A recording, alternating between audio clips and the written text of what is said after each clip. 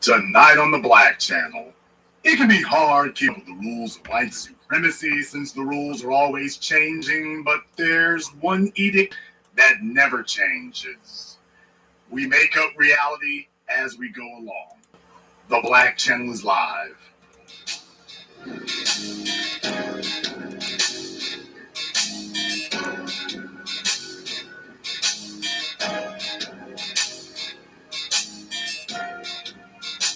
Unapologetic, unadulterated, and absolutely uncompromising. Greetings, brothers and sisters from all around the world, and welcome back to the home, the haven, the stronghold, and the everlasting superfortress of intelligent black thought. We are the Black Media, and this is the Black Channel, and I am your host, your brother, your humble servant, the voice of Black America. The Black Authority, broadcasting to you live from the only historically black college university of higher education and learning in the entire cosmos. You are, of course, welcome to join us. And join us you shall, because on tonight's program here, brothers and sisters, if you want to know, and for the non-black people listening to the program here, if you want to know what it is that fuels the never-ending struggle against the demonic system of white supremacy, if you want to know what the definition of injustice is, to live in a system of white supremacy is to live in a system of injustice. It is also to live not just in a system of injustice, but a system of insanity. Because you have to have an insane mentality in order to maintain the damn thing. Because every morning you wake up, up is down, down is up. The rules are constantly shifting, changing, metamorphosing in order to keep them in power. So you don't have anything consistent except, well, we get to run things even if it is absolute lunacy. Exactly what they told you was wrong yesterday is right today. Exactly what they told you is right yesterday is wrong today. Or maybe there's just no rules at all. Or maybe it's just half of one or a tenth of one. It is insanity. And what we've witnessed here in just the last week is a clear example of that. When you talk about white supremacy and racism being a systemic issue, it ain't somebody just saying something you don't like and somebody calling you a name you don't like. This isn't about somebody saying something you don't like. We're talking about when you have a system that all the levels of society across the board unite in opposition against you. They're in an unspoken code that you find out, oh hell, there's a whole set of laws and a whole set of rules I was unaware of that all these other folks who allegedly haven't even talked to each other are all on the same page. That's what it means to live in a system of white supremacy. That's what it means. And we're going to take you through a couple of examples of that here tonight. Now, first and foremost, what I want to take you to here is back to Illinois, back to Chicago, the gift that keeps on giving. Now, folks, what you've been telling black people for all these centuries is, well, the rules are the rules and nothing we can do, and the law is the law. And, you can't just override a prosecutor and you can't just override all this legal precedent. The prosecutor is your attorney. And if the prosecutor decides not to prosecute someone, well, that's your ass, and that's all there is to it. Isn't that what they've been telling black people now forever? That you have to tolerate the injustice of the court systems. If the police gun you down, white supremacists gun you down, whatever happens to you there, well, the rules is just the rules, man. Well, isn't it amazing how swiftly all of these supposedly immovable, implacable, concrete, unalterable rules suddenly they have the ability to change it in a heartbeat. You saw it with Mike Nifong. with the Durham case, where all of a sudden you had a prosecutor who had wrongfully prosecuted somebody, and all of a sudden he's disbarred and in jail. Black folk are like, well, we'll be damned. You shouldn't have a prosecutor's office with anybody who's not doing life sentences based on what's happened to us in the Carolinas. But then they were like, okay, we're back to the old rules again. Prosecutors can't be touched. Well, in Illinois, what they're showing you is that when Negroes are doing things that they don't like, doing the exact same thing they've been doing, you told them these are the powers that they have, and then all of a sudden, I'll be damned, they call you up one morning on the phone, new rule. We dialed your ass up to say new rule. Well, you can't change the rules. I'm the prosecutor, and it would take an act of the legislature. And, oh, don't worry, the legislature's meeting tomorrow. We're meeting tomorrow to change that rule that we told you all nobody could change because it would just be too damn difficult to change it. Yeah, we're meeting tomorrow to get that changed. Just like Bill Cosby and Michael Jackson. Yeah, all of a sudden these laws, it's so hard to get a legislature to move. It's so difficult to get a legislature to move. Legislatures, no matter anywhere in this country, doesn't matter whether it's Pennsylvania, California, Illinois, Louisiana, Florida, all of a sudden when a black person isn't weak and powerless and subjected to white supremacy, all of a sudden the legislature and the courts and the media all get on the same damn page. They all lock arms and get lockstep and tell you, oh, we can change all this today. You see, those are just things they say to us, what they can't do.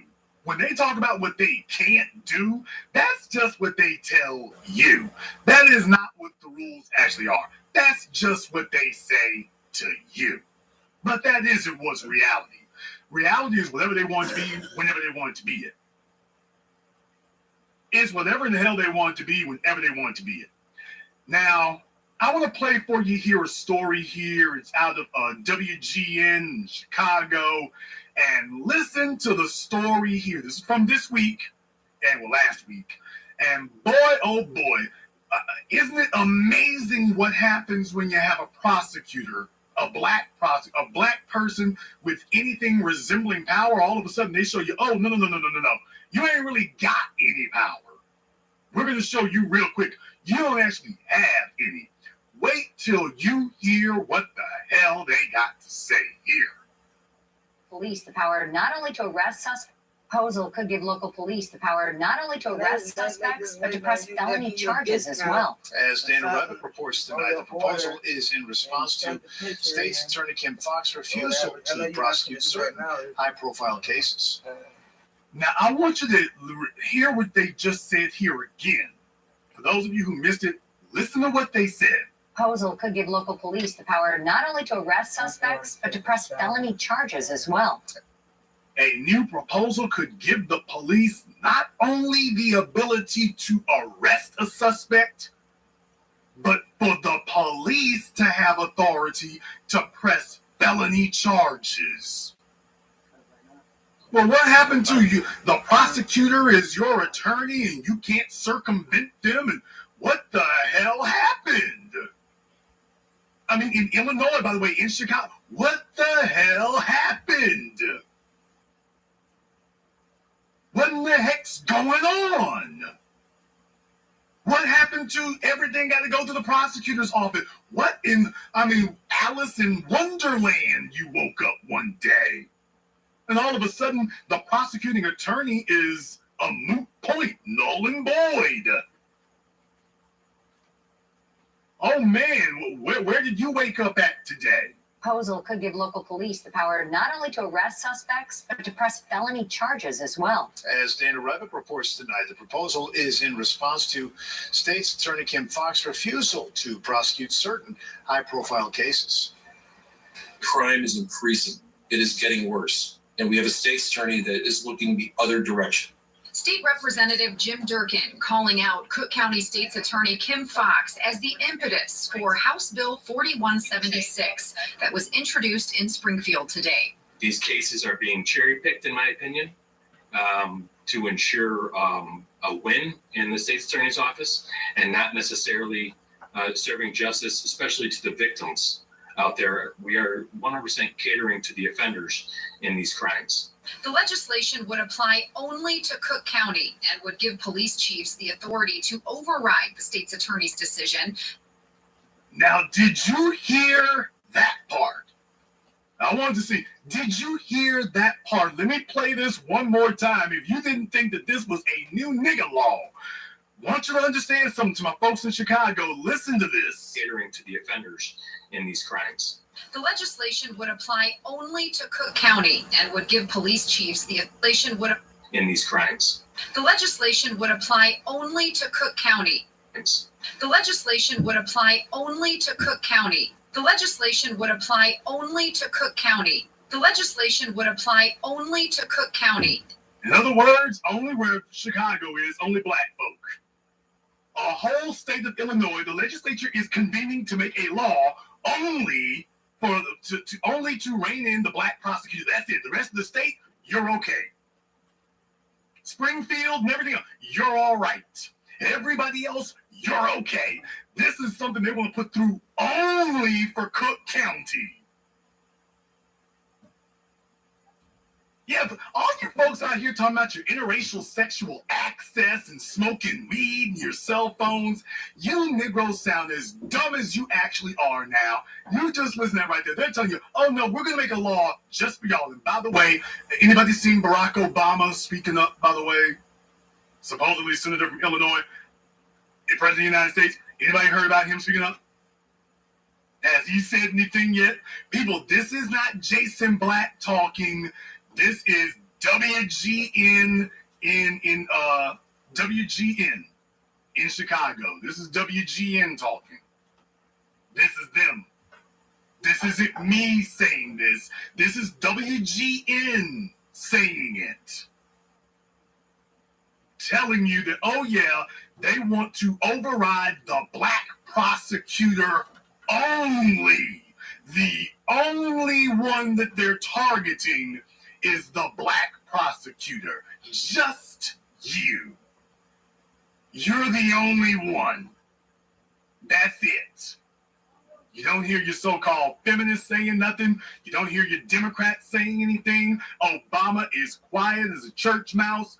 None of them saying anything. So I just wanted you to hear that. But by the way, if you thought it was crazy enough that they want to give the police the ability to charge you, not just to charge you, but basically prosecute you, arrest you for a felony, and then they're the ones who actually are charging you. Well, yeah, if you thought that was crazy enough, wait till you hear that, oh yeah, and we only want to do it where you niggas at. In the 21st century. This isn't Reconstruction. This isn't To Kill a Mockingbird. This is today. When we talk about reparations, yeah, this is today. With somebody trying to tell you things are different. Does this look like different to you? This is what's going on today. Catering to the offenders in these crimes. The legislation would apply only to Cook County and would give police chiefs the authority to override the state's attorney's decision not to file felony charges when law enforcement believes clear and convincing evidence exists. Durkin cited 2 recent cases in Chicago, the deadly West Side gang shootout, where Fox cited mutual combat as a reason not to charge, as well as the murder of 7-year-old Serenity Broughton. In September, police arrested a suspect, 24-year-old Ariane Luster, but released him when Fox refused to bring charges, citing a lack of evidence. But at the time, police said there was plenty, including cell phone records and evidence inside Luster's vehicle. Just last week, the state's attorney's office changed course and did file charges. State's Attorney Fox has lost the confidence, publicly and privately, of police chiefs and the rank and file officers of this county. All right, now did you hear that there? Prosecutor Fox has lost the trust of, not the public. Notice he didn't say she's lost the trust of the public. Notice he didn't say that. Just like Rahm Emanuel. Well, I've got the support of so-called black groups. You don't have the support of the black citizens. Well, I never said I had the support of the black citizens, but there's some hand-picked puppet groups that we've propped up over here. They love me. Well, you paying them. Well, yeah, but they still love me. So you hear what he's saying here. Oh, well, she's lost the support of the police. Well, it's supposed to be that she is the public prosecutor. This will be about, did she lose the support of the public? At least that's what y'all been telling us all this time is that, well, it depends on whether or not you lost the trust of the public. Why, it's not grand jury, it's public. They were duly elected. All of a sudden, they're like, yeah, damn an election.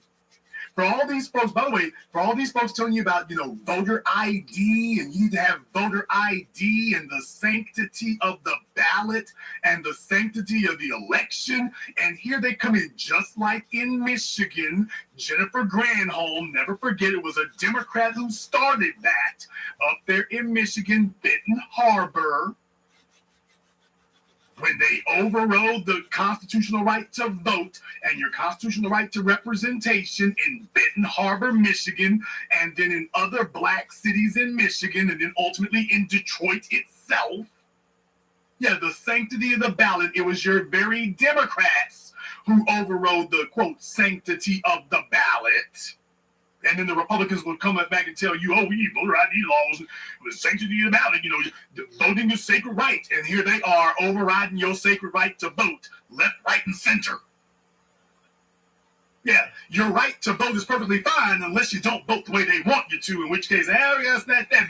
Don't worry, we got plenty of mechanisms to override your right to vote. And it didn't take them no 10 damn years neither now, did it, y'all?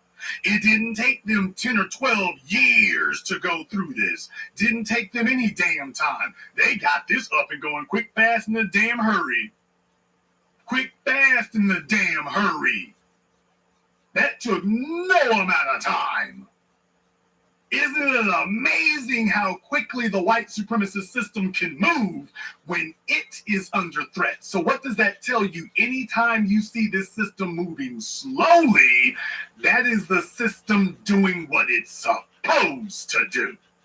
And when the system moves quickly, that is them correcting what they see as a problem in the system. See, when there's something that they see is a problem, movement is swift. Movement is lightning fast. You're not hearing about anything getting held up in committees and all that old crap. Don't need a special referendum. When something needs to get corrected, they move snap fast. It's only when you show up that all of a sudden it's this titanic struggle and this cataclysmic battle and it's this glacial pace, and you can only move it just an inch every couple of years. And it's just, we can barely get this thing to budge. But when they wanted to move, I'll be damn, mountains are snapping out of place. It's like Thanos. It's like the Matrix, just skyscrapers just popping up and disappearing at will. At will. Oh, yeah. And in the modern day, in today, being able to say, oh, we're going to just do this right where you are. Oh, we're not going to touch anybody. They're moving it like a scalpel. They're moving it. They're maneuvering it and using it like a scalpel. They're going just after you, just right where you are. Only you. This was just last week, folks. There were some articles they were talking about this like over the summer, but no, they're letting you know, oh, we're going for it here. This is in Chicago now. And by the way, where's Lori Local Light Bread? Where's Lori Lightbeer? Anybody heard Mayor Lori Lightbeer on this? What about the sisterhood? Okay. Just last week, the state's attorney's office changed course and did file charges. State's Attorney Fox has lost the confidence, publicly and privately, of police chiefs and the rank and file officers of this county. I think it's solely a publicity stunt. Law professor Richard Kling questions the timing and ethics of the new legislation, saying it's up to constituents to vote Kim Fox out if they're not happy with her. We can't take away from the people who elected a state's attorney the right to determine what charges are filed or not filed by giving it to the individual police departments. What a bet! I mean, no disrespect to the professor here. He's talking about you can't do that. The man is sitting here telling you what they getting ready to do, and then the professor's sitting over here with his wire rim glasses talking about what they can't do. Well, don't worry about that. I mean, they can't do that. Go ask Michael Jackson when they changed the laws in California what they can't do. Go ask Bill Cosby when they set up here and put him on trial after a plea deal in Pennsylvania. Go ask him what they can't do. And here's the prophet one. Don't worry about that. I mean, this is just a publicity stunt. Okay, your ass about to get some publicity felony time is what you about to get, because how many times you got to be told this? This is a man who apparently don't know what the rules are. Dude, where Negroes are involved, ain't no damn rules. Why, you can't do that. Y'all, he's new. If you got your law degree from him, I suggest you go back for some repeat classes, because, yeah, he don't get it. Either he doesn't get it or he doesn't want to see it, but, yeah, why, they can't do that. Dude, are you serious? Are you serious? The damn fellow from the legislature just told you what they're going to, and he don't know what they can't do. This is how Negroes wind up doing life sentences and whatnot, with folk assuring them about what can't happen. The mayor's telling you we're going to take your rights, and this fella's sitting there talking about, don't worry, why they can't do such a thing. That's why you women, you have to honor the will of the people. With the man sitting here telling you we're honoring the will of the police, not the will of the people. This is like a public defender. A public defender who, I don't know, he may otherwise mean well, but dude, you out of touch with reality here. Black folks see their rights get trampled every day, and here he is sitting there telling you about what ain't gonna happen, with the prosecutor up here telling you what he's getting ready to do. Folks, come on now. I think it's only a publicity stunt. Law professor Richard Kling questions the timing and ethics of the new legislation, saying it's up to constituents to vote Kim Foxx out if they're not happy with her.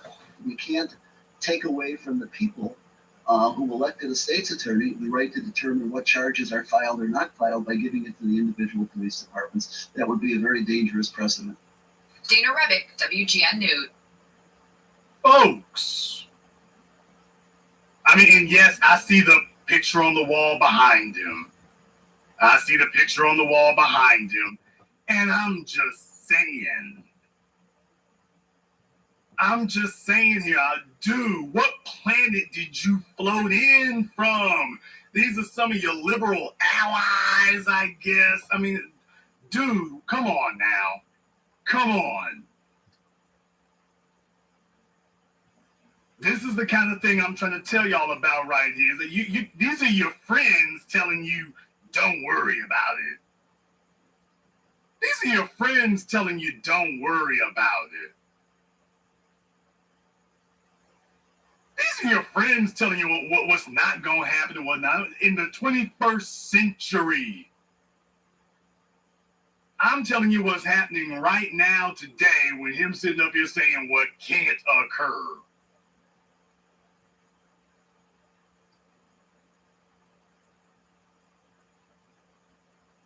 But it also reminds us of one other thing here. Brother Neely Fuller always told us that white supremacy always takes both sides of an argument. The white supremacists put this woman into place, and now they're going to use her as their excuse to sit up here and say, oh, we need to change the damn rules now. We need to change the rules. Can't leave this alone. We got to change the rules. We got to change it up. We can't leave that alone. No, we're going to have to go ahead and change it up now. Yeah, we know we put you there, but yeah, we're going to go ahead and switch that up. Give her a chance to go ahead and get her some new hair. Get her a new hairstyle. That's what we're going to do. We're going to see if we can go ahead and get you a new hairstyle over there and see how that works out for you. No, folks, it's not accidental. Don't let anybody sit up here and fool you into believing that. It is not accidental. And I want you to see exactly the game these folks are playing. I want you to see exactly that, how quickly things can change, because most of you are young people listening to me. Most of you are under the age of 30, and you were told that this isn't America anymore, that this kind of thing can't happen anymore. So you were free to chase cell phones. You were free to prioritize interracial sexual access. You were free to kiss ass. You're free to surf on TikTok. Don't worry about the real world. And then this is sitting out here waiting for you. And then this is sitting out here waiting for you. This is sitting out here waiting to knock you on your ass. The rules can change in a damn heartbeat. With folk telling you what can't happen. Now, please keep in mind the good police telling you about what they want to have powers for and everything here, and the good legislature, the good Republicans in the legislature who are so worried about prosecutors not acting. Now, you didn't hear any of this concern. You didn't hear any of this concern after Laquan McDonald and all the other black folk got killed by the police up there in Chicago. You didn't hear, hell, would have been nice to have this after Fred Hampton, huh? You never heard that the police never did anything. You never heard that the prosecutor didn't do enough. It's only when a black person shows up that all of a sudden, hey, we need prosecutors who will do more. All of a sudden, we need prosecutors who'll do more. If the prosecutor won't do their job, then we gonna jump up and do it for them. Black folk been talking about this forever, about prosecutors and prosecuting attorneys and state's attorneys not doing their job, not protecting our constitutional rights, not protecting our human rights. They've been telling us for decades, oh, well, that's the system.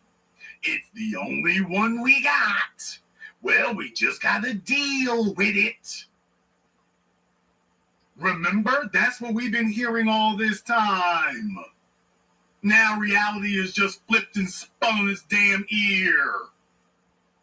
And it didn't take a change.org petition. It didn't take a bunch of rallies. It didn't take any demonstrations. They were like, yeah, don't worry, we can override the prosecutor. No problem, we can do that.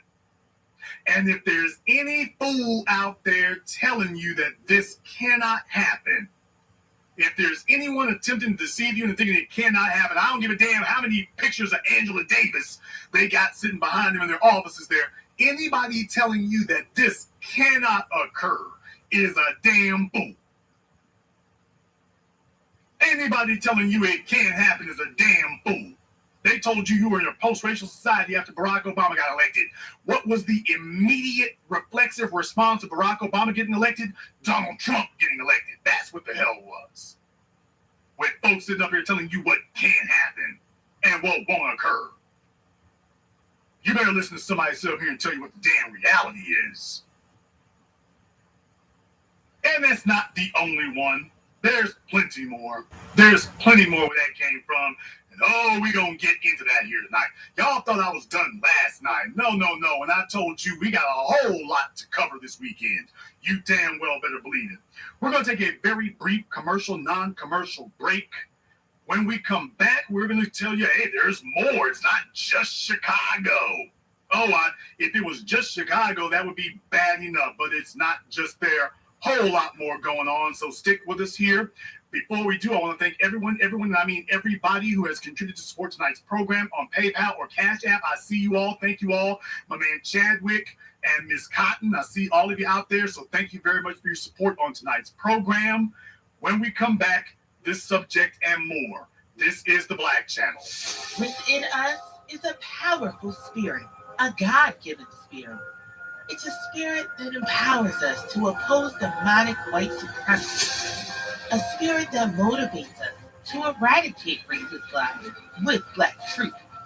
This spirit was alive during the rebellion of 1811. The spirit catapults us towards righteous justice. This is the spirit our opponents fear. Is the spirit of 1811 alive in you? Visit us at spiritofo1811publishing.com. Buy our novel, War of the Heart, on sale today. Today at Amazon and Barnes & Noble. Spirit of 1811 published. Our story, our family.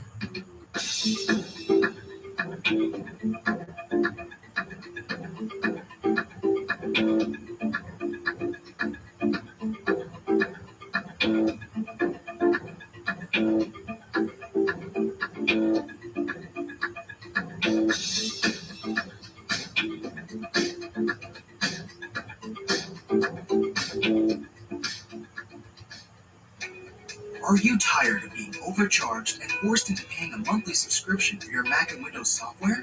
Well, if you are, currently we're having a 50% off discount on all the latest Mac and Windows software, such as AutoCAD, SolidWorks, Photoshop, Microsoft Office, and much more.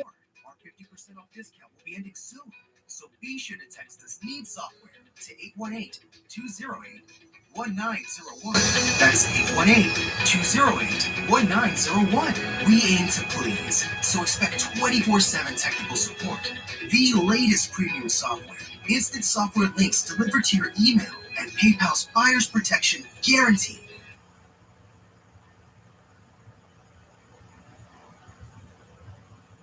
What's up, y'all? It's Jay, and I'm introducing a brand new message board to you today. 60s.net. What is 60s, you ask? Well, it's a safe space for us to talk about all things Black culture, whether it's sports, music, science, technology, what have you. It's our safe space. We funded it, we created it, we moderated it, and we're stomped down and making sure it stays by us and for us. We're giving away 4 gift cards, $100 to the poster with the most likes, 50 to the poster with the most posts, and 25 to 2 runner-ups. I would love to see you there on 60s.net. See you soon. As a bold, Black, beautiful woman, you need to keep your beauty polished. We understand you are busy building your empire. And so we bring you what you need to your doorstep at the click of a button. Beautify Beauty Delivery Service delivers your products within 2 hours guaranteed. Subscribe for a flat fee and enjoy numerous benefits like faster delivery, beauty guides, free delivery, and exclusive deals. Go to www.beautifydelivery.com and get your shine on. Subscribe to Beautify Delivery today. Get your beauty supplies delivered to your door in under 2 hours. My name is Black Ice, and I'm Keys, and we're the Black Narrative. We are a Black first and Hebrew Israelite channel on YouTube that broadcasts live every Tuesday and Thursday night at 8 p.m. Standard Time. Every week, we discuss controversial issues and challenge false narratives that are fed to Black people through mass media. We share research through videos and encourage uncomfortable conversations amongst the Black community. Our show features topics such as exposing fact checkers, the racist history of medical research, the origins of so-called Black Greek fraternity organizations, Christian origins of HBCUs, and much, much more. Look at the Black Narrative on YouTube or go to our website, www.theblacknarrative.tv. Shalom. Are you looking to take charge of your health? P23 Labs offers the best at-home DNA testing programs shipped straight to your door. We offer tests designed specifically to alert you to the best diet, medication, fitness, sleep, and stress information tailored exactly to you, allowing you to determine the best ways you can live a healthy life to the absolute fullest for only $99 a month. Right now, get 1 month free for everyone you refer. So take charge with P23 Labs, personalized testing for better health. Craftstone Dispatching is an independent dispatching company that negotiate and book profitable loads for owner-operators and fleet owners. Whether you're a well-established driver or just now starting out, if you're looking to create a legacy in this billion-dollar trucking industry, allow us to be a part of your team. Reach out to us at www.craftstonedispatching.com or follow us on Instagram. This is the Black Channel. I am your host, your brother, your humble servant, the Black Authority. Very glad to be with you all here this evening as we discuss making up the law as they go along, and man, as their power wanes, they are getting more blatant, they are getting more shameless, they are getting more obvious. The desperation is set in, and we are here to chronicle it here tonight. So make sure you share tonight's program. If you like what you're seeing here, make sure you hit that like button as well. A lot we want to cover here, and tonight, now I want to go ahead here. We've been talking about what happened in Illinois, but they're going to override the prosecutor and give the police the ability to file charges against you. If the prosecutor won't do it, now they want to hand the police to do it. So it's basically, we're white and we say so. Even if you all get together and get a prosecutor who won't, don't worry, we're going to bypass that little old quaint electoral process. And they're not the only ones. They're not the only ones by a long shot, because there are other folk who are like, well, by the way, if it benefits you Negroes, watch it. As soon as you see it benefits you, oh, rule change. Well, for those of you who did not know here, well, the headlines say it all. The headlines say it all. You take a look at that and you see the headline there. Ex-Minneapolis cop Noor receives lesser sentence after court decision that could impact shaving. Well, so every time you turn around, if something does happen that could benefit black folk, don't worry, we're going to put the lemon twist on it and make sure that we rewrite the rules as we go along. These two cases have absolutely not a damn thing to do with each other, except they happen in the same state. But take a look at what they're saying now. Oh, well, if Noor gets a lesser sentence, well, you got to give shaving a lesser one. This is from Forbes, by the way, which is firmly established itself now as basically to the right of Fox News, by the way. Now, you can take a look on your screen here and take a look at, you can see what it says, because there's not really any audio to go with it. I mean, there's not, any spoken audio to go with it. But take a look at the case that Forbes is trying to make here.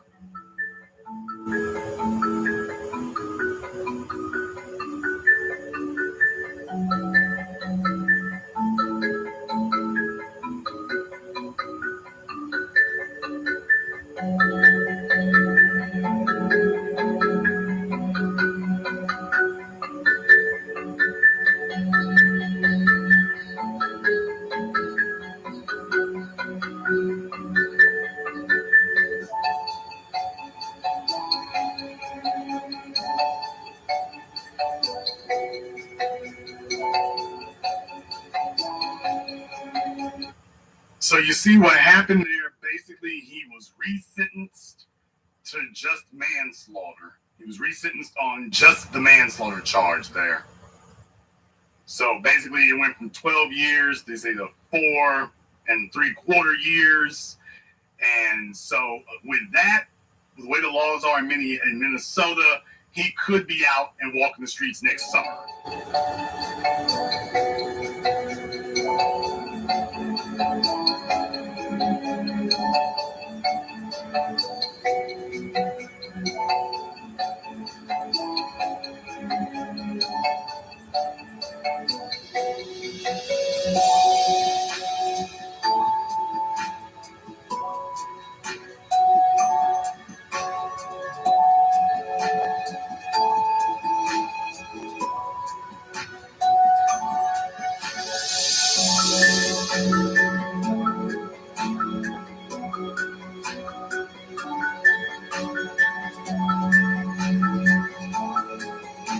I mean, now take a look at just how quickly every time you turn around, it's like, okay, if something helps black folk here, if a black person benefits from this crooked ass system in some way, well, then you got to give it to everybody else. Well, this guy did something totally different. Well, that don't matter right there now.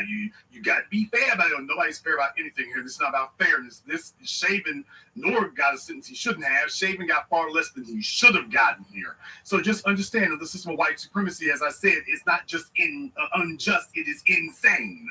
It is not just a system of injustice, it is a system of insanity. So take a look at how quickly they made the leap. They just can't make the story about Muhammad Wars. Well, if they gonna let him out, you got to let Shaven out too, Muhammad Noor, this woman comes running at the car, He mistakenly shot her because they were called there. Derek Chauvin put his knee on this man's carotid artery and choked him to death in the middle of the damn street. Strangled him to death under his knee in the middle of the damn street. 10 minutes of torture in the middle of the damn street. This isn't even remotely close to the same thing. One was responding to a call and was responding to what they saw. The other one was being a sadist in the middle of the street and had a track record of doing so. Not even remotely close to being the same thing. And yet, when they get done, all of a sudden, here's Forbes magazine telling you this is the same thing.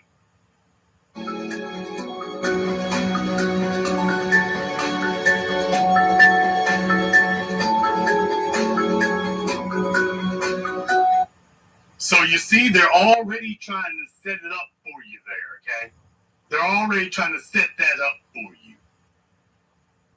They're already trying to set that up and say, well, you know, he was convicted of second-degree murder, so they're already trying to set it up to say, well, you know, I mean, that could get thrown out, though. So you see how they're trying to set the groundwork already.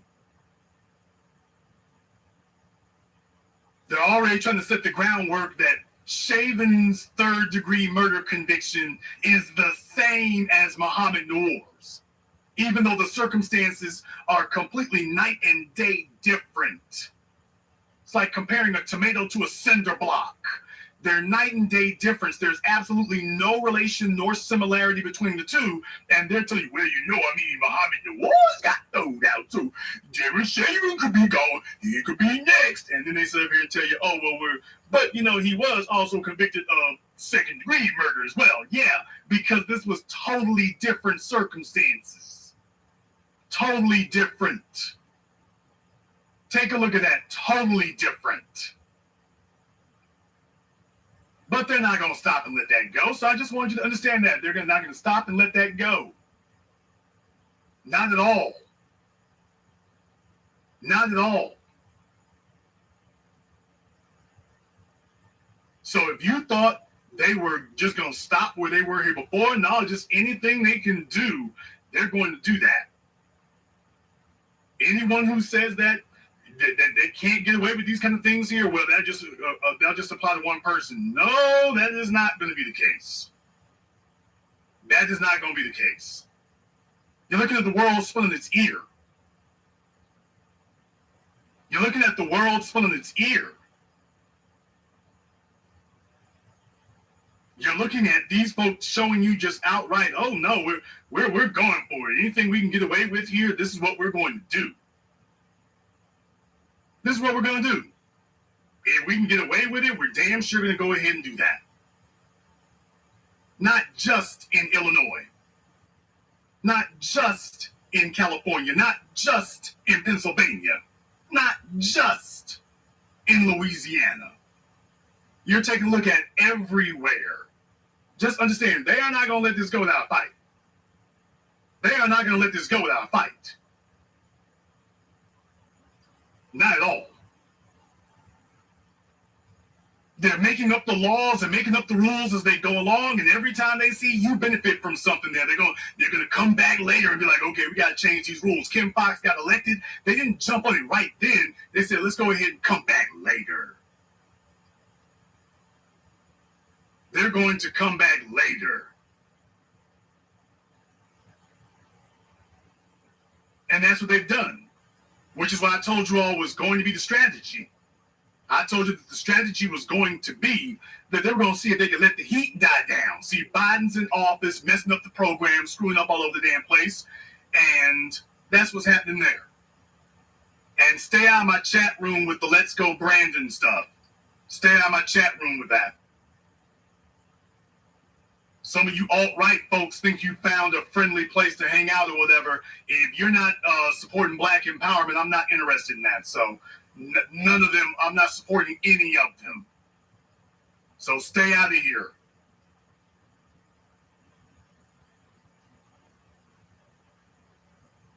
They're making up the laws and making up the rules as they go along.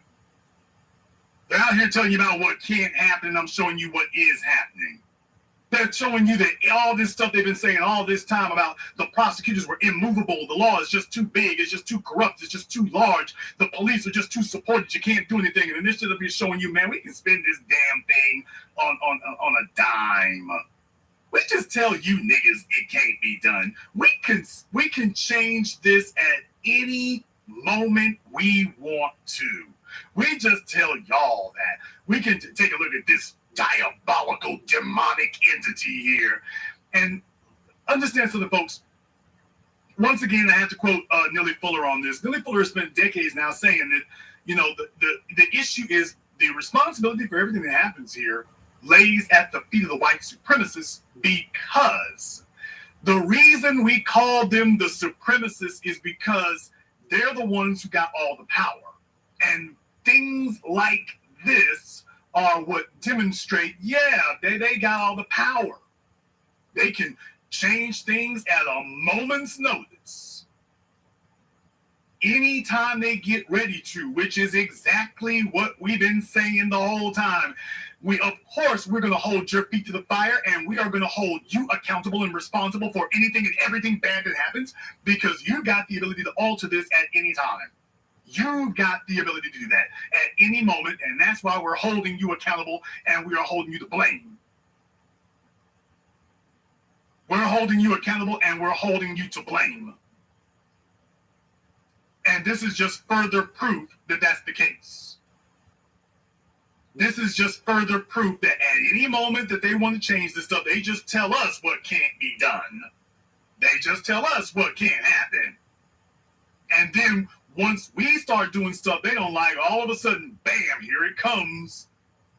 Brand new day, brand new lexicon. Didn't take an act of Congress, didn't take some fight through the legislature, didn't take a bunch of rallies and petitions, all that stuff that black folk have to do. It didn't take any of that. I mean, they did this without you even asking. Nobody in Chicago was talking about, well, I mean, didn't she just get reelected? I think it was. Nobody was sitting up here talking about that. I think Fox just got reelected here. I want to say she just got reelected last year, if I remember correctly. She got reelected last year. Yeah, they're like, oh, well, don't worry. It doesn't matter what the results of the election are. Doesn't matter what the results are. Oh, we can neutralize that right now. It don't matter what the election said. We can undo that right this minute. Oh, but only for Cook County. It's not going to be for the whole state of Illinois, just where you niggas is at. Where we're gonna do that there. Folks, it doesn't get any more blatant. It doesn't get any more upfront and blatant. It doesn't get any more in your face than that. It doesn't get any more in your face than that. YouTube has us under a shadow ban here, so I want everyone to make sure you share the program and also make sure you like the program. That way we can make sure that that kind of thing there shows exactly how much participation we got for that. So if you haven't clicked the like button, go ahead and hit that now. The white supremacists are mad as hell because this is the kind of message right here that shows everybody exactly what's going on. So when someone tries to tell you about what can't be done, when someone tries to tell you about what can't happen and how fast things cannot move, that's why you had us here all throughout the pandemic showing you. They told you, well, reparations requires Congress, and you have to have a study and a plebiscite and another study and a commission and a bipartisan panel. Yeah, they told you that, and then it was like, oh, for the Asians, oh, we can break off a few million. We can do that right now. No, we don't need a study for that. They look like they need it. Let's go ahead and break it off. Yeah, that's exactly the circumstances that we're under.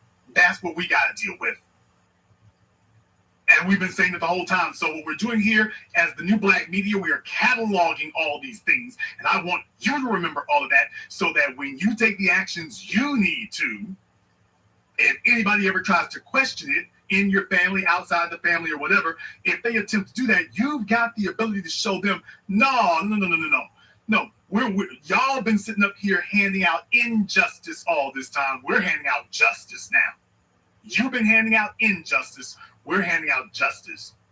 I want you to remember all these instances of all these kind of things that have occurred so that you can see what the right side to be on is. We didn't just come up with this out of nowhere. They've been telling us all this time that you can't do things like this, that you just have to suffer under these circumstances, that there's nothing you can do, that these are the rules. And we've been saying the whole damn time, no, they make up the rules as they go along. And now you got incontrovertible evidence. Remember the names, remember the places, remember the circumstances, because that's important. You can't just be out here doing things.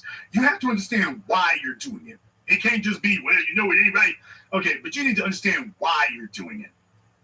You need to understand exactly why you're doing it, because that's what sustains things. The uprisings after George Floyd were sustained because people understood what happened and they understood why they were doing it.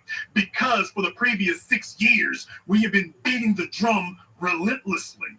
From Trayvon Martin on, 7-8 years, we've been beating the drum relentlessly. That's why we can talk about Rahm Emanuel today and connect the dots directly to Joe Biden and Kamala Harris and Roland Martin and the rest of them. We can connect the dots directly because we know why we're here.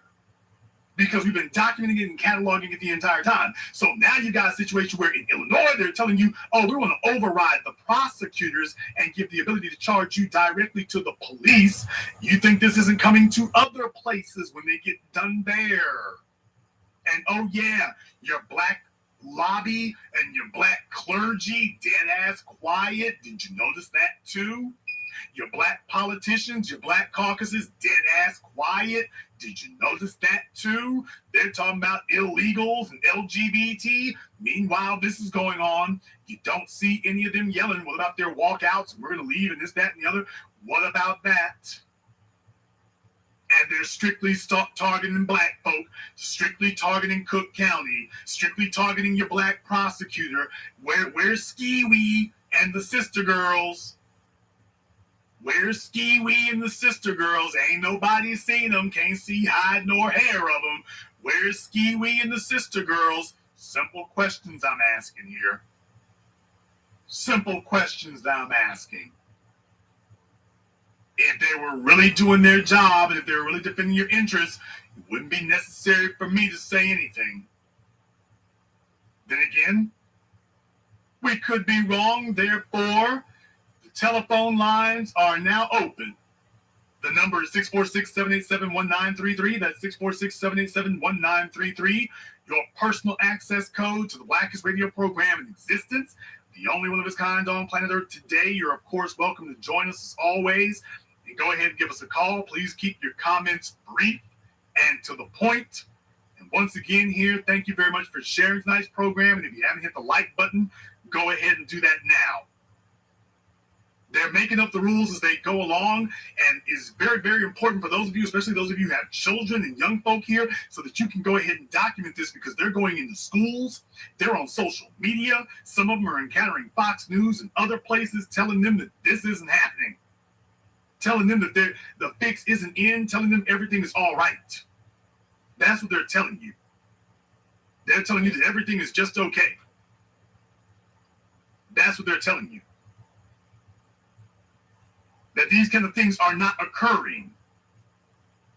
And it's not good enough. The purpose of the black media here is to arm you all with the facts and the information so that when you start doing those things, when folks start trying to act like, oh, well, why are folks upset? Why are they angry? And, you know, the police, they treat everybody the same.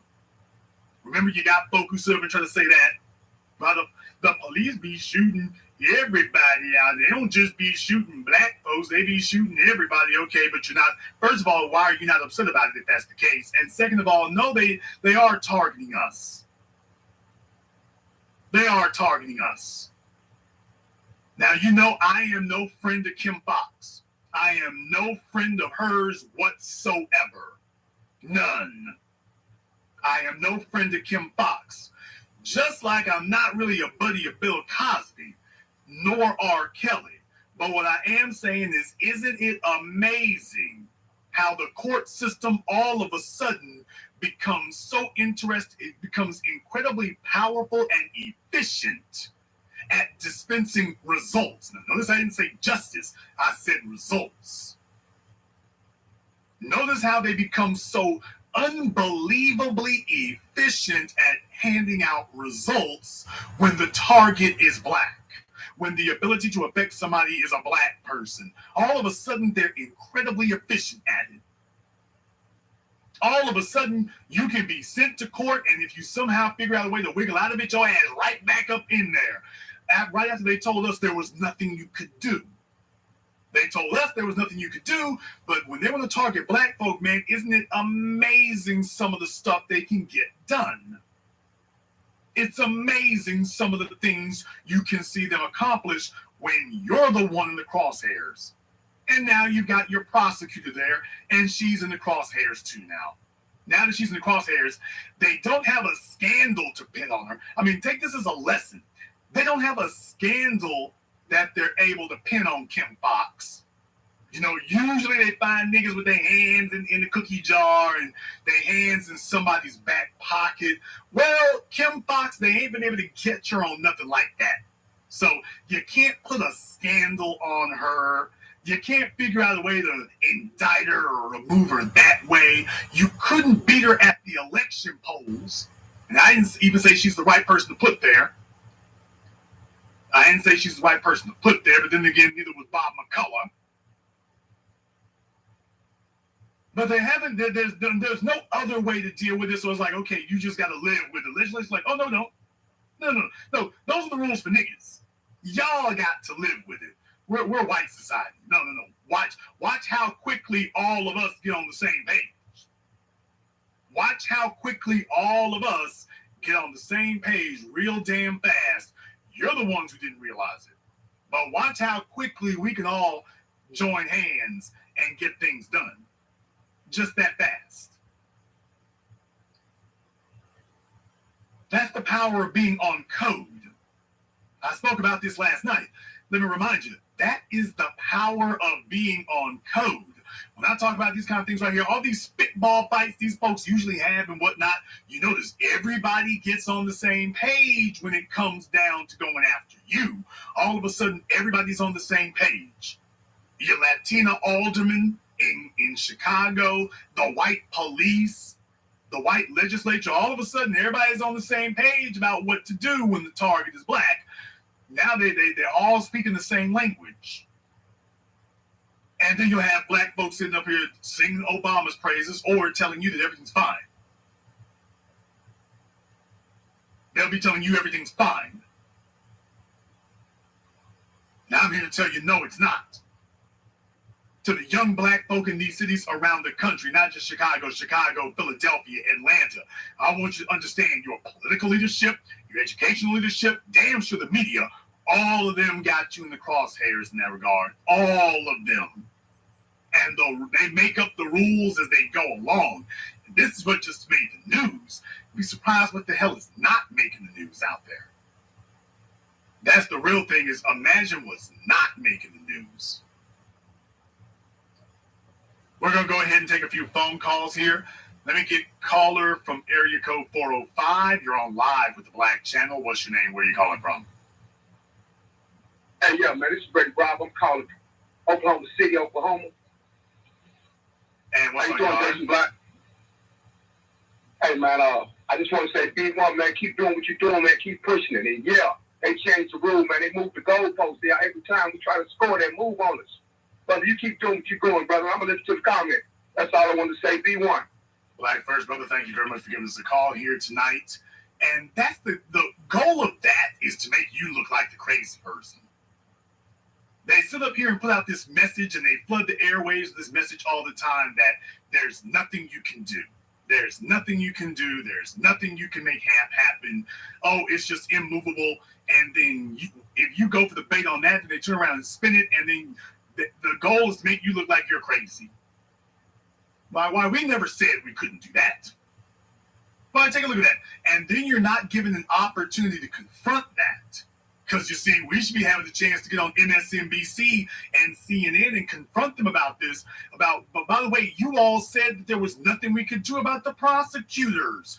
You told us that the only option we had was to vote them out of office, but that there was nothing we could do and that no legislature could move against them, remember? Because that's what they've been telling us. Then here comes Mike Nightfall. Oh, well, that was a one-off. Now here comes Kim Fox. Yeah, amazingly, only when a prosecutor moves in something that could be seen as benefiting black folk or not being punitive enough against black folk, all of a sudden, all kinds of doors get open, all kinds of trap doors spring open, all kinds of boulders start moving. And then you look crazy for saying it couldn't happen, and they'll turn around and tell you, "Oh, we never said that. We said the whole time this could happen." Why prosecutors are not that strong? Why prosecutors are not prosecutors don't have that much power. Well, you've been saying all this time they got plenty of power and they can indict a ham sandwich. And well, what are you talking about? They ain't got no power. Oh no, prosecutors are weak now. Just yesterday you said prosecutors are invincible. Now you're saying prosecutors don't have any power. Folks, understand what you're dealing with. Caller from area code 502. You're on live with the Black Channel. What's your name? Where are you calling from?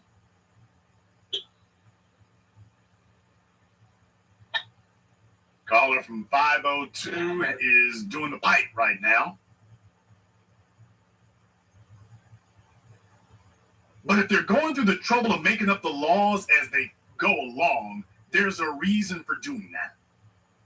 If they're making up the laws as they go along, their reason for doing that is because change is happening.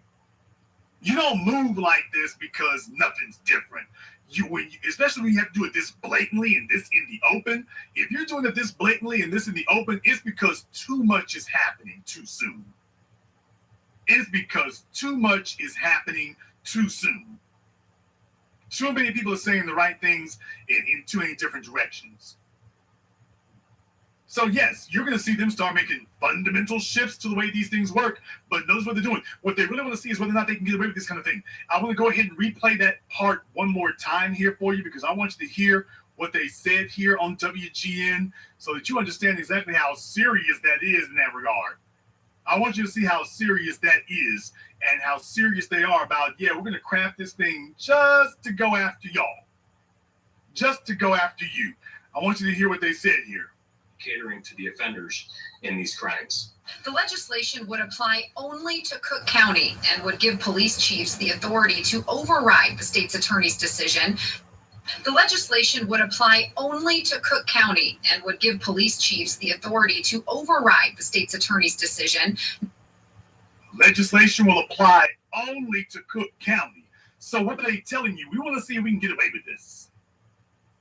We want to see if we can get away with this. Can we get away in the modern era, in the 21st century, in your post-racial society? Can we get away with targeting black folk just in the open? Can we do it? Can we get away with this with just targeting them right in the open? That's what they want to go for now. That's what you see them going for. Not in some deep southern states. That's not really the kind of thing you're looking for. They want to see if they can do this in the Midwest. They want to see if they can do this in one of these places like that. Yeah, can we get away with this with something outside the deep south? Can we do this there? Can we get away with it there? That's what they really want to know.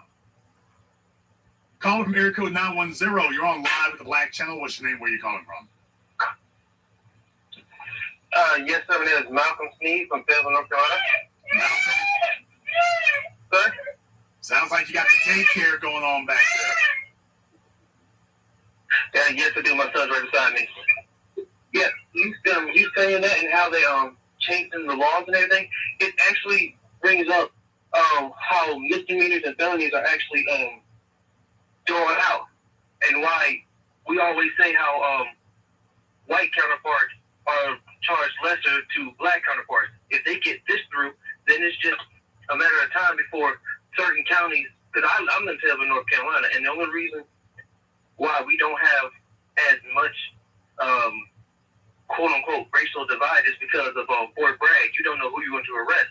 But somewhere like Greensboro, where the KKK are at, if they do that there, that can slowly spread to all around the surrounding counties. Well, I mean, what they're doing here is, I've always told everybody that what the strategy is how to install white supremacy for the next 500 years. How do you rule as a minority? That's the question. And what they're showing you now is that, okay, if we can no longer control the elections because we don't have the numbers in certain areas. Nationally is a different matter, but in certain areas, the numbers are just simply no longer there. So how do you nullify an election that you've already lost? I want y'all to think about that for a moment. How do you nullify an election that you've already lost? You already lost the election against Kim Fox. And what they're showing you, and you're going to see everybody throwing out their different strategies for doing so. And what they're showing you is in Illinois, okay, this is the white supremacist strategy for nullifying an election that we've lost. We will simply get together and neutralize the powers of that office. I mean, they'll still be there and they can still do something, but we basically are giving ourselves the authority to micromanage their office for them, just in case they don't arrest the right people. Now, never mind the fact that black folk were sitting up here yelling at Anita Alvarez. That's why y'all gotta remember the names. Black folk were yelling at Anita Alvarez for not indicting the police. The legislature didn't make a damn move on that. But when it's black folk, all of a sudden they're moving. Thank you very much for giving us a call tonight. Remember when Anita Alvarez was the state's attorney, the legislature, black folk were like, well, hell, she hasn't indicted anybody for Laquan McDonald or any damn thing else. The legislature was like, we're out to lunch. We ain't worried about that. Everything's just fine. So Anita Alvarez lost the support and the confidence of the people. Anita Alvarez lost the support and the confidence of the electorate. That's the most dangerous thing you can have happen. She lost the support and the confidence of the electorate. And yet you didn't hear any of this kind of talk when it was Anita Alvarez and black folk were saying, hey, she's not doing her job as the state's attorney. Crime is increasing. It is getting worse. And we have a state's attorney that is looking the other direction.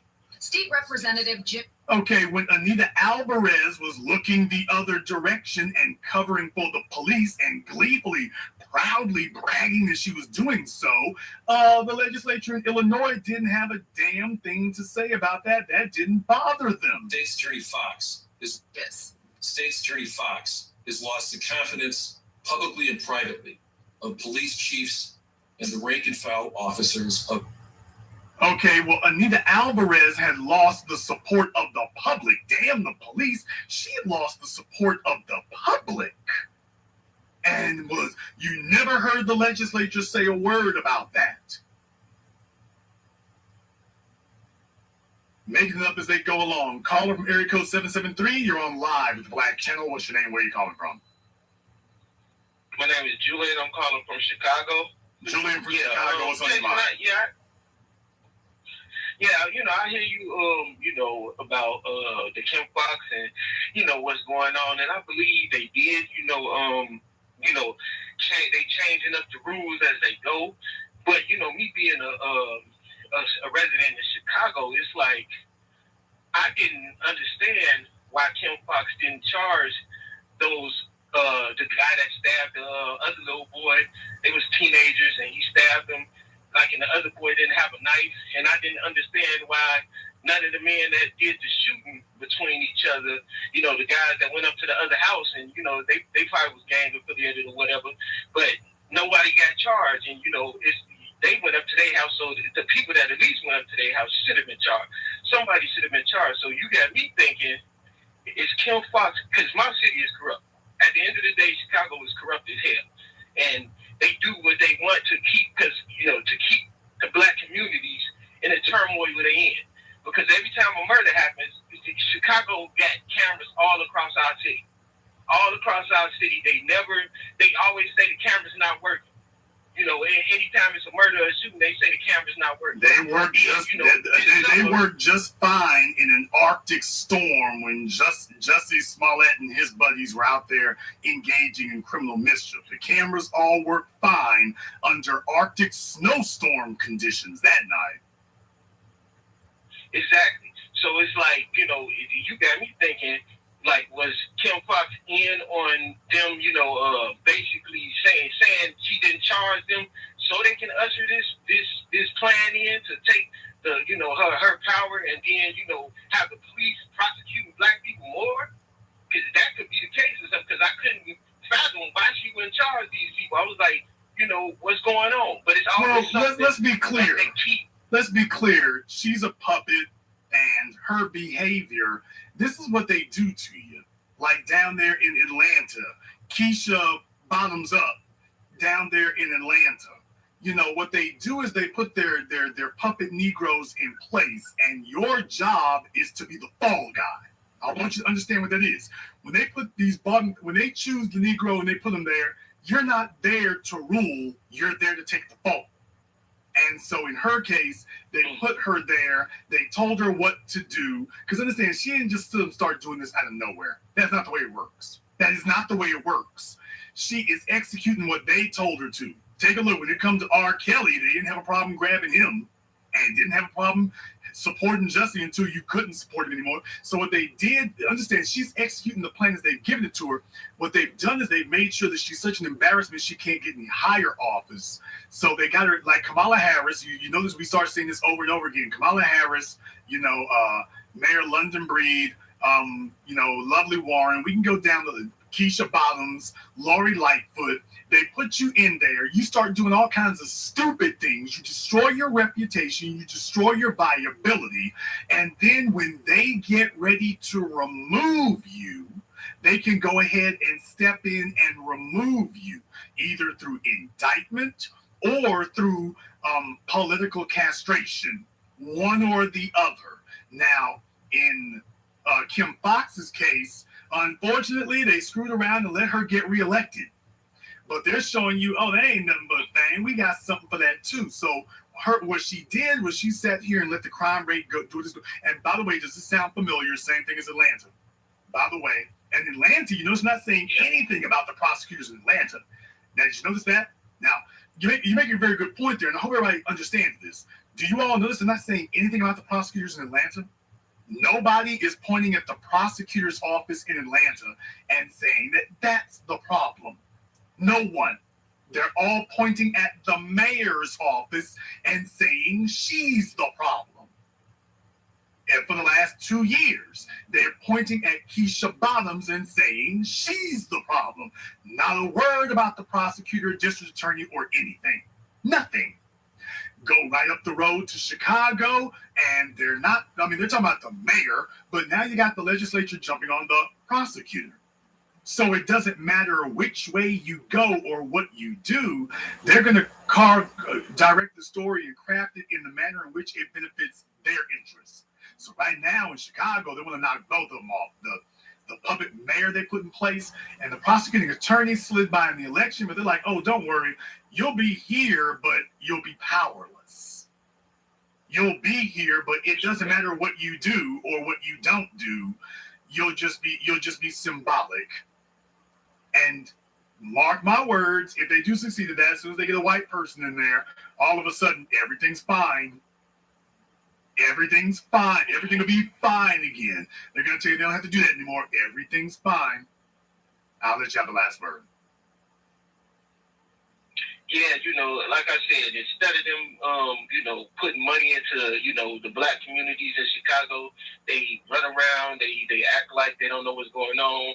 They can't help. I was up north this past week, and I couldn't believe all the money that's up north in all the communities, from the Jewish community to the white community to the LGBT community up north. It's just ridiculous. Like, all our money is put up there. The LGBT community got literally street poles in the shape of the gay colors and the gay flag.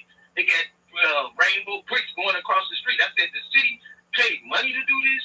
So it's like the reason that the crime is how it is, it's because, they don't put no money into our community. And they want to go all around the world to something else. They're all around the world to something else and act like, they don't know what's going on. So Kim Fox might be the fall guy for that as well, and playing puppet master with these other people. They got it. Brother, you make a very good point. I was speaking about this to somebody last night and stuff. I tell them, go up Lakeshore and go up Lakeshore through downtown, and you'll get quite the education. So when you talk about going north and whatnot, you'll get quite the education when you come through there. And you make a good point. They got it damn near looking like Seattle up there. I noticed a lot of similarities. For those of you who haven't been to Seattle and whatnot, it's this trendy type of new architecture and stuff, and these trendy little low-level apartments and things. It's totally different type of construction from what you see elsewhere there. So they're making it very, very clear. It's like, yeah, I know where I'm at then. By the way, didn't I have a coon calling before? Who was talking about it? Okay, never mind. He said he was in Chicago. I'm like, okay, where are you at? Oh, I'm on the north side. Oh, there you at. So, yeah, you're absolutely correct in that regard.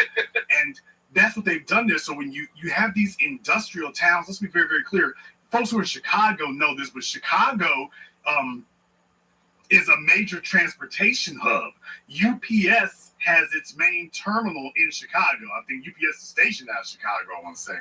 But if you've ever been on, I think it's 65, and you can see UPS's main center up there when you're on the freeway up there. So it's this gigantic facility up there.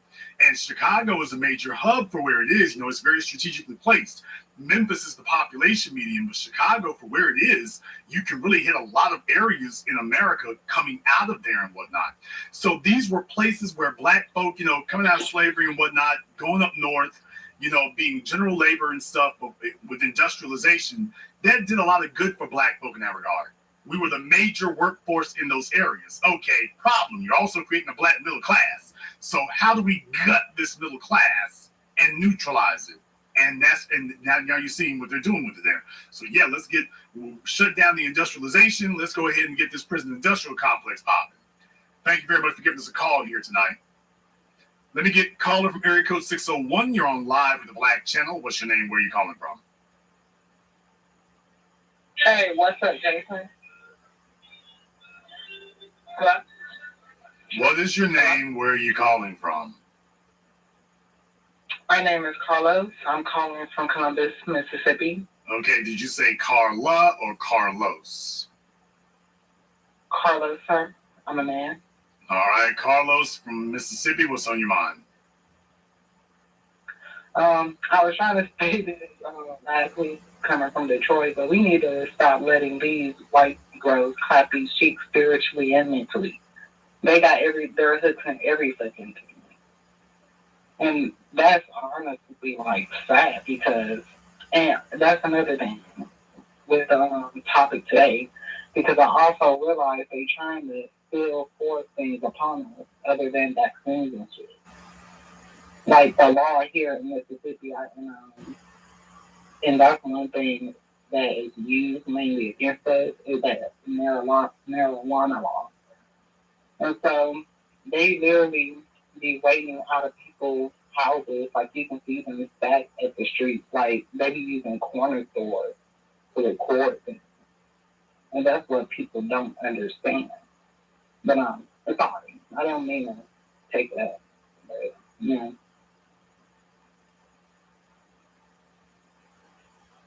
Okay.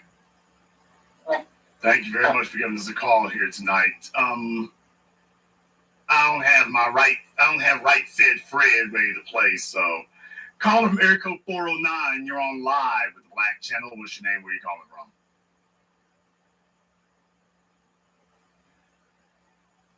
Caller from 409 has been abducted. Caller from area code 510. You're on live with the Black Channel. What's your name? Where are you calling from?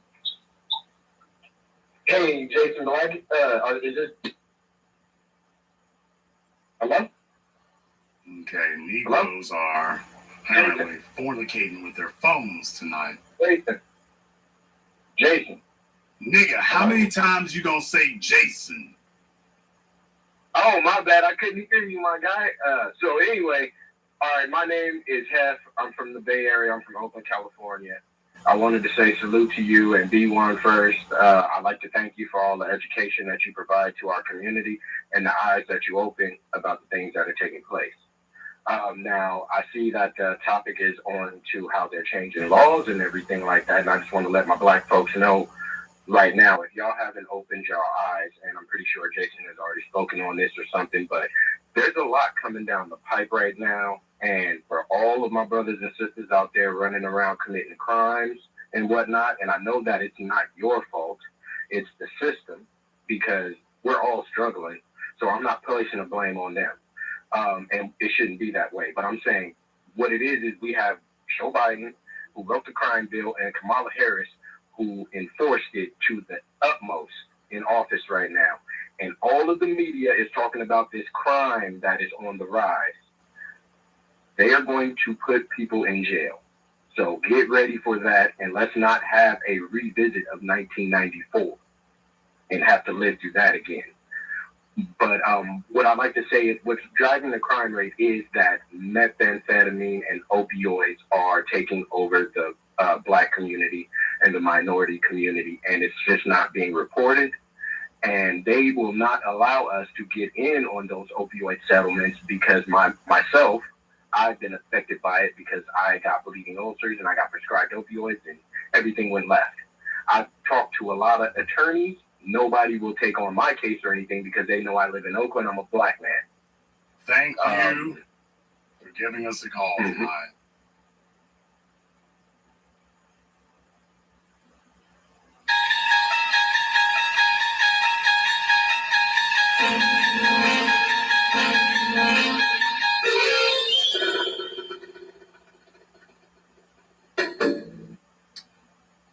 All right, good time is in to shut the phone lines down. Well, folks, like I say, they are making up the rules as they go along. Certainly keep your eyes and ears open. We've been warning you for years. So everywhere and anywhere it is possible, they're testing it out to see what they can get away with. And they plan on getting away with a lot. So keep your eyes and ears open, folks. We've been warning you forever. They're making up the laws as they go along. It's not a joke. If you are new here to the Black Channel, welcome to the Haven of Intelligent Black Thought. We do this every weekend, over 129,000 subscribers and rising. We are not a little thing.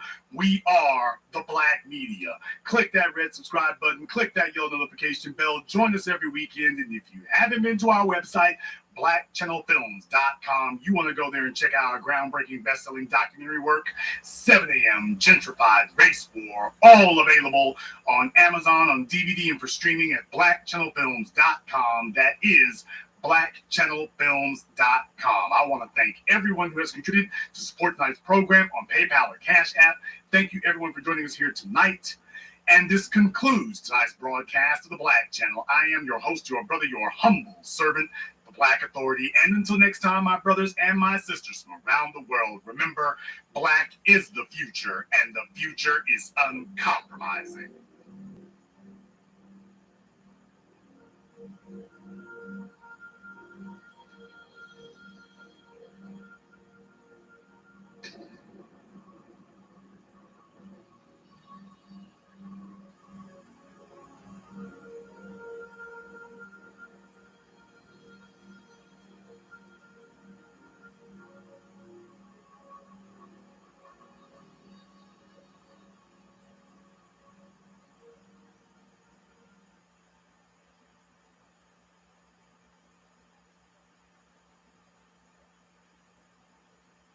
Tonight, new details on the movie set death involving Alec Baldwin. Police reveal who handed the gun to the star before the fatal shot.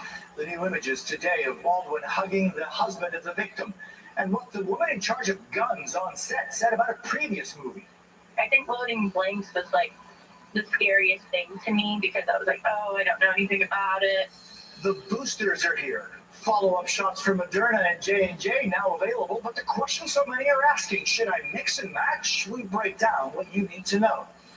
New leaked Facebook documents, what they reveal about their own employees' concerns over what Facebook failed to do surrounding January 6th and misinformation.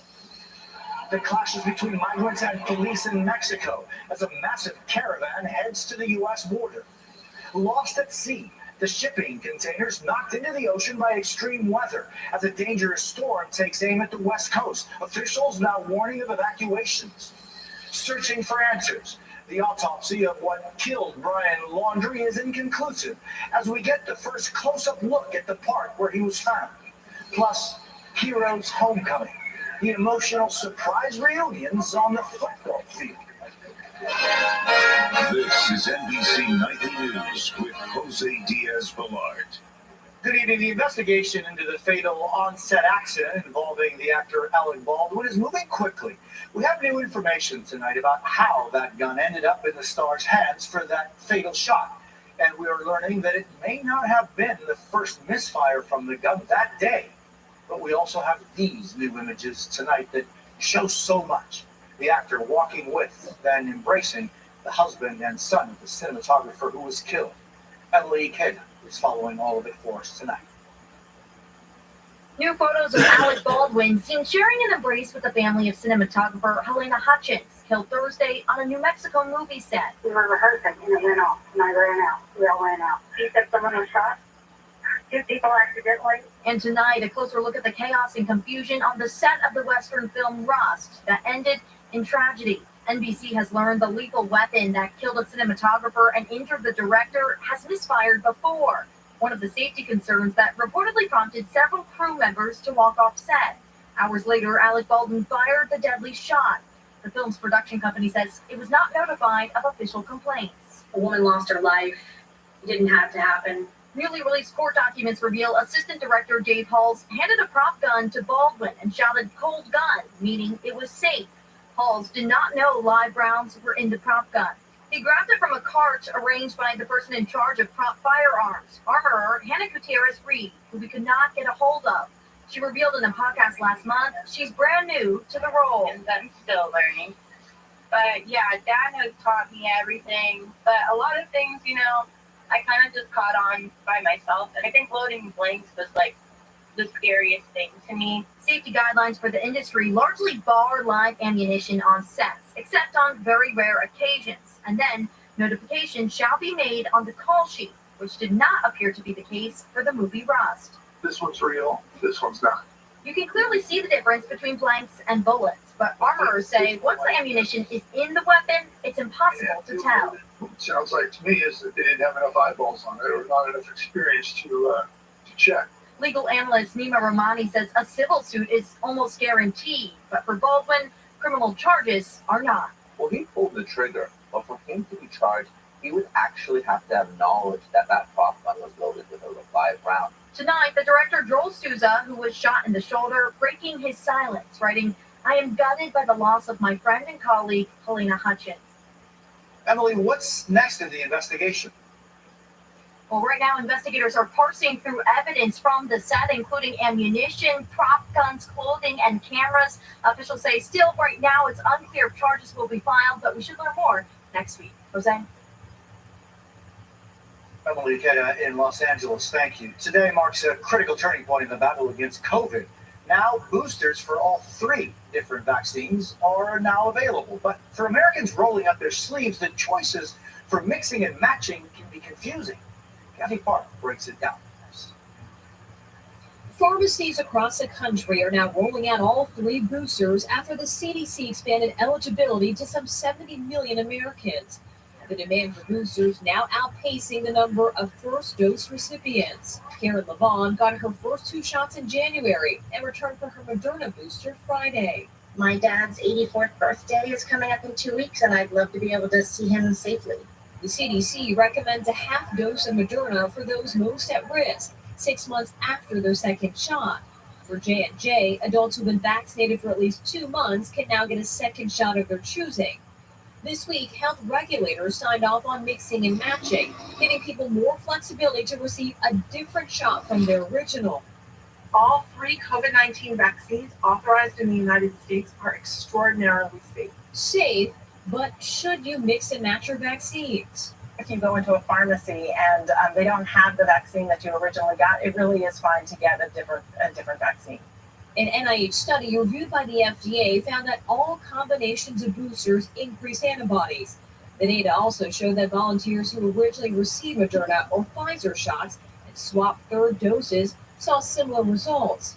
For J&J recipients, the study revealed a stronger immune response from a Moderna or Pfizer booster.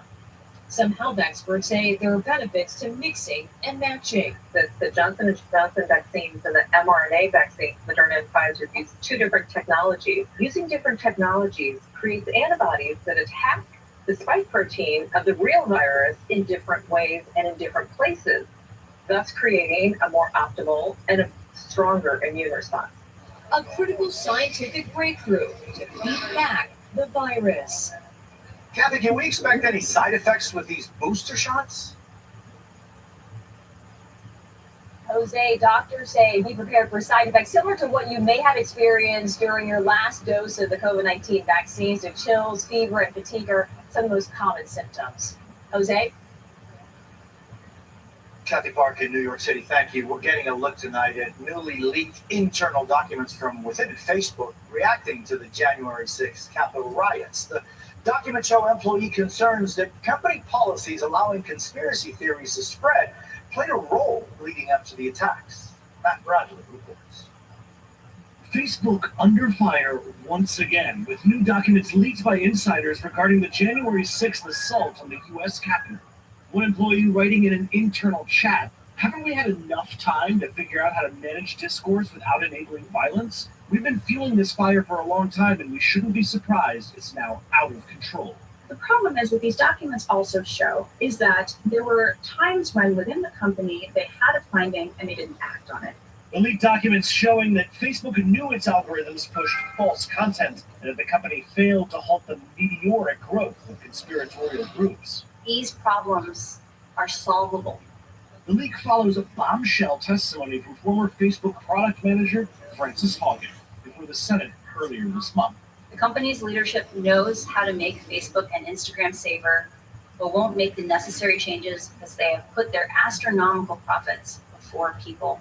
The internal messages now coming to light show widespread frustration. One employee writing, "I'm struggling to match my values to my employment here. I'm tired of platitudes. I want action items."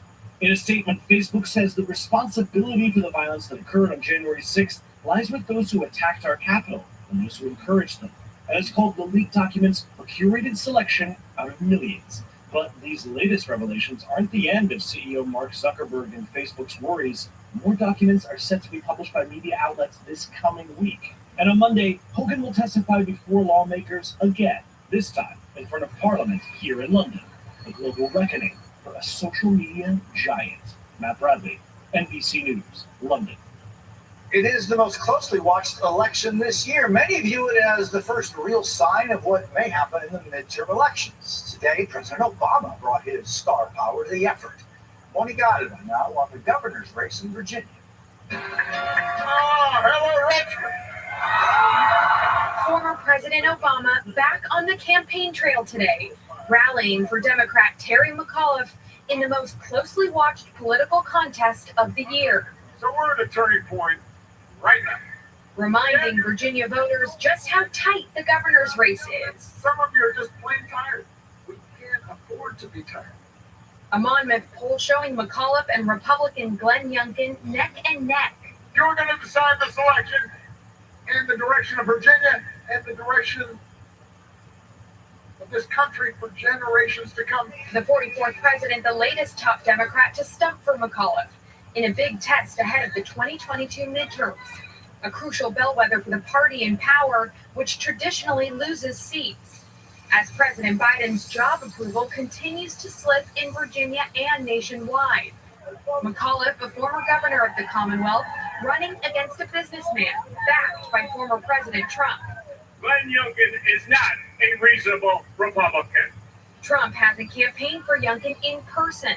The GOP candidate walking a fine line to motivate the Trump base without alienating his most loyal supporters. His campaign slamming Obama's appearance today as, quote, calling in these big-name politicians to try to drum up support and enthusiasm in places where Terry McAuliffe has none.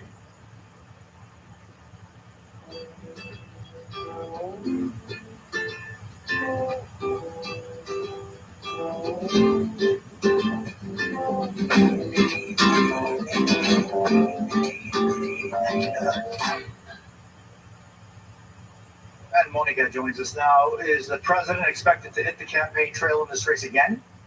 The president will rally for McAuliffe on Tuesday, a full week before polls close.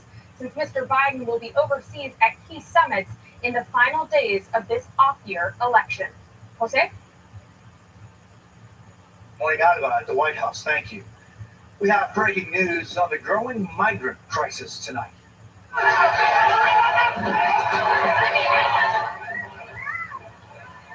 Thousands of men and women, some holding babies and children, clashed with police in Tapachula, Mexico, a city just across the border from Guatemala.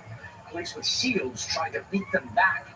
Many in the large crowd are fleeing violence and extreme poverty in their home countries of Haiti, Venezuela, Cuba, and other Latin American countries, and are desperately trying to find safety in the U.S.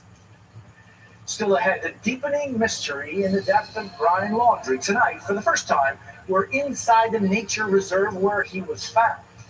Also, one more blow to the supply chain shortage as dozens of shipping containers are lost at sea. We're back with a deepening mystery in a South Florida swamp as police gather clues about Brian Laundrie's final days. The actual cause of his death has forensic experts baffled. Tonight, Katie Beck has our first up-close look inside the park where he was found. The search for Brian Laundrie is over, but the search for answers about his death remain. Tonight, the nature reserve where search teams made the grim discovery, now open to the public after being closed for a month. This tiny little park here in Northport, Florida. Who'd have thought that this kind of frenzy would be generated? Cameras getting a close look at the scene for the first time, seeing how dense the woods are and how wet the area is. Laundrie's remains were found in this area deep in the reserve that was recently underwater. Much of the reserve is untamed swamp, home to alligators, snakes, and wild pigs. While the FBI says dental records confirm Laundrie's identity, more information is needed from his remains, which include a portion of a human skull, to determine exactly how the 23-year-old died.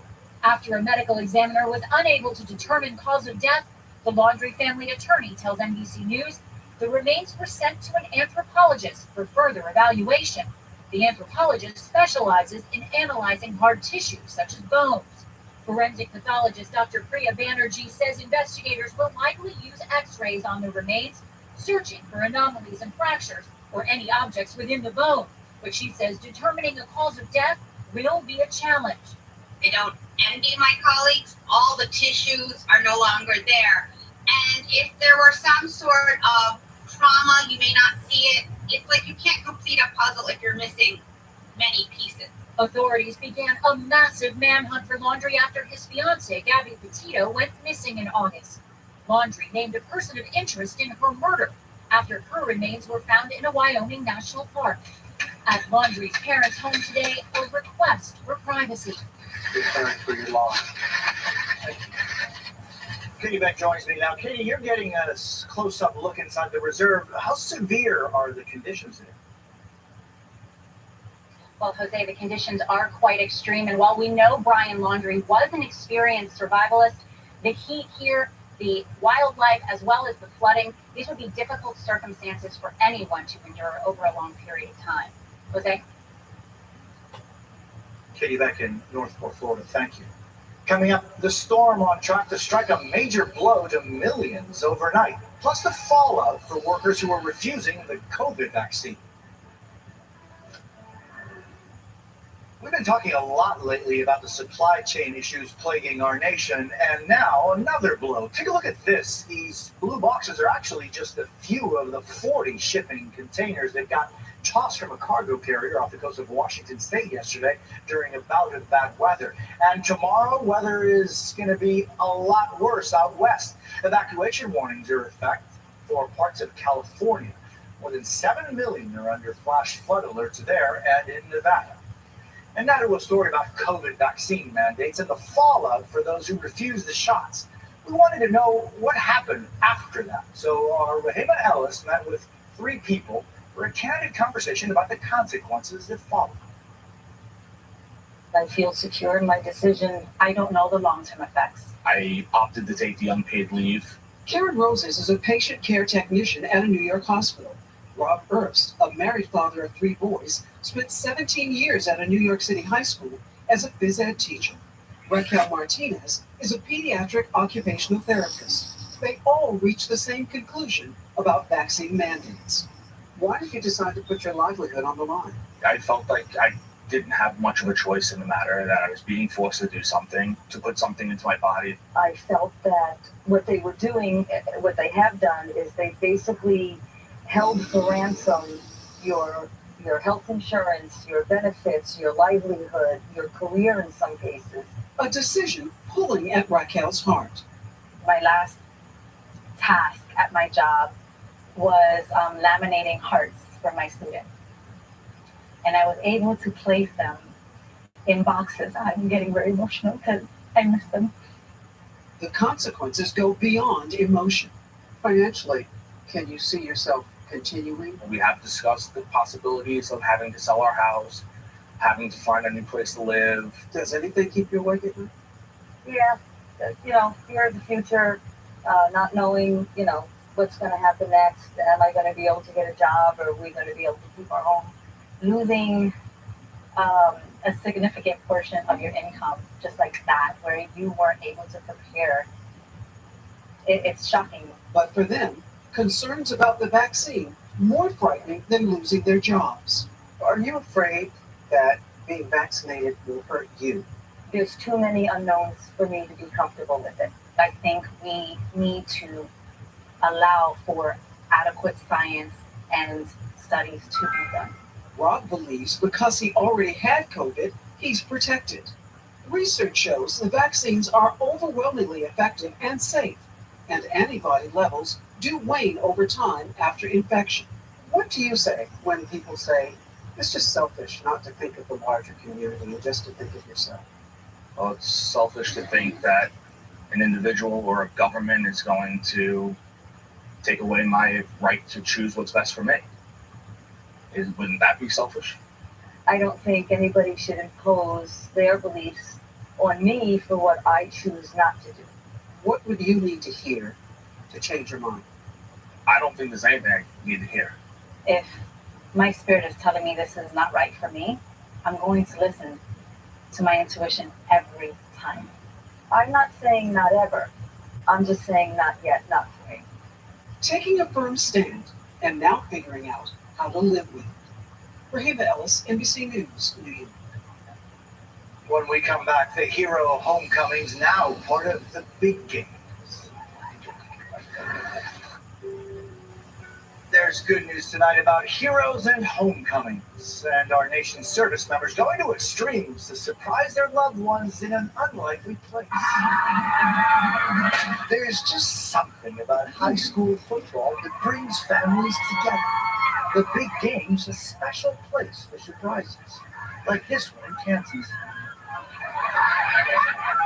The emotional moment, U.S. Air Force Master Sergeant Josh Gorski returned from a 3-month deployment in the South Pacific to support his son, Caleb, the 16-year-old overwhelmed. I hear that song, my eyes are flooded with tears of joy. I just felt so good having him back, and that he could be able to watch the game and be with me again. How important was it that this surprise happened at your son's football game? It was a huge football game. My girlfriend and his girlfriend helped set it all up with the principal and the coaches and everything else, so it worked out. Near Birmingham, Alabama, a more elaborate scheme. See number 28 there? It's freshman Fred Grooms III walking out for the coin toss. Meeting in the middle, the referee with the face mask on. Then the big reveal. That's his dad, Major Fred Grooms, just back from Kuwait. The pair embracing as teammates cheer. Fred, tell us your side of the story. Well, the ref told me to look at every single one of the faces, and I did twice, and I still looked at my dad somehow. And it took him to take off the mask and laugh at me to really notice. Together, Major Grooms and his wife cooked up a plan to keep the visit secret.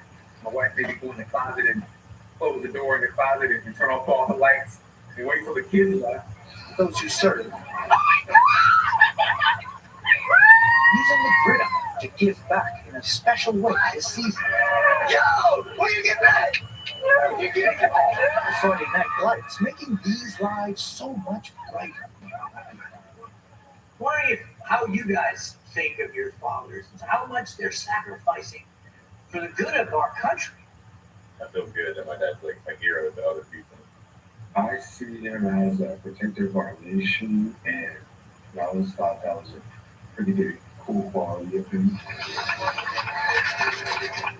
Very cool indeed, and we'd like to thank all those serving in duty to our nation. That's NBC 90 News for this Saturday. I'm Jose Diaz-Balart. Thank you for the privilege of your time. Good night.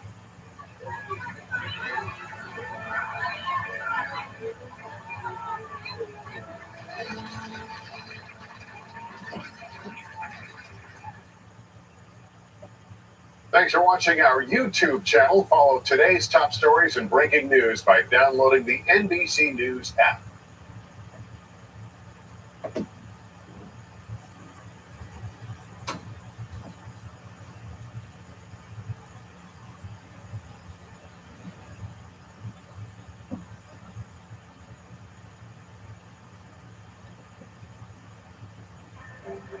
This Sunday, a shot in the arm. We now have a booster plan for all 3 of our COVID-19 vaccines. The CDC approves Moderna and Johnson & Johnson booster shots for millions. The CDC now will allow new recommendations to mix and match. The government also preparing to vaccinate younger children later this fall, but many parents are hesitant. We're not anti-vax. That's not what we're saying. We're saying this is a new science, quote unquote, and it needs to be proven. My guest this morning, the CDC director, Dr. Rochelle Walensky. Plus, Democrats say they're getting close to agreement on that big social spending bill. We're down to 4 or 5 issues. I think we can get there. But they worry about the political cost of this very public debate.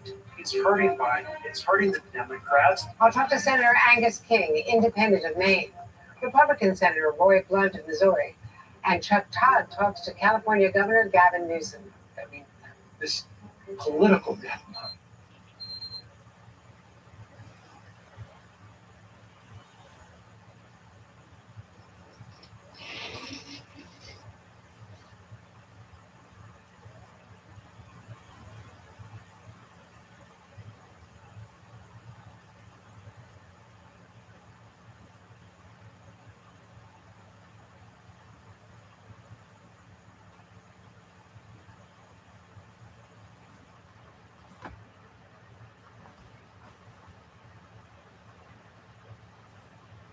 Are you still alive?